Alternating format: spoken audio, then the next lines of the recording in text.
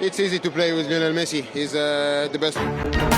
মেসিকে হারিয়ে golden boot আমি জিতবো। এদিকে বিশ্বকাপের কোয়ার্টার ফাইনালে মরক্কোকে হারিয়ে সেমিফাইনালে উঠে গেল ফ্রান্স। এক গোল ও এক অ্যাসিস্ট করে একাই দলকে জয়ের পথে নেতৃত্ব দিলেন কিলিয়ান এমবাপ্পে এবং ম্যাচ শেষে নিজেকে সেরা প্রমাণের আত্মবিশ্বাসও দেখালেন তিনি। এমবাপ্পে বলেন, সুযোগ থাকলে মেসিকে ছাড়িয়ে যাব আমি, ফাইনাল খেলতে পারলে গোল্ডেন বুট আমারই হবে।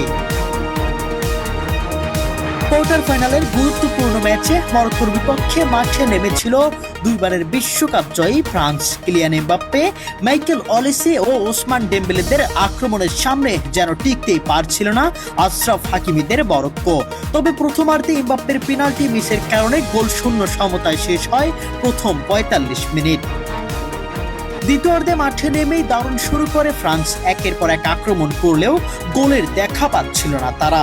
মরক্কোর গোলরক্ষক ইয়াসিন বুনোর দুর্দান্ত নৈপুণ্যে দীর্ঘ সময় পর্যন্ত ম্যাচে টিকে ছিল মরক্কো, কিন্তু এরপর এমবাপ্পের অসাধারণ ফিনিশিং এর সামনে আর রক্ষা হয়নি তাদের।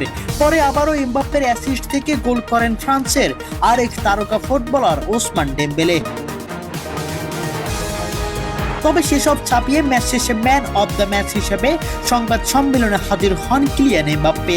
সেখানে গোল্ডেন বুটের লড়াইয়ে আর্জেন্টিনার তারকা লিওনেল মেসিকে হারাতে পারবে কিনা এমন প্রশ্নের জবাবে তিনি বলেন, মেসি দারুণ ফুটবলার, তবে সুযোগ থাকলে আমি তাকে ছাড়িয়ে যেতাম এবং গোল্ডেন বুটটা নিজের করে নিতাম, তবে এটাই সত্য, আমি মেসিকে হারাবই। গোল্ডেন বুটের বর্তমান লড়াইয়ে বর্তমানে গোলের সংখ্যায় লিওনেল মেসি ও কিলিয়ান এমবাপ্পে দুজনেই সমান, দুজনেরই ৮টি করে গোল। তবে মেসি এখনো এক ম্যাচ কম খেলেছেন। অন্যদিকে অ্যাসিস্টের দিক থেকে এগিয়ে আছেন কিলিয়ান এমবাপ্পে। এমবাপ্পের অ্যাসিস্ট ৩টি, যেখানে লিওনেল মেসির অ্যাসিস্ট ১টি।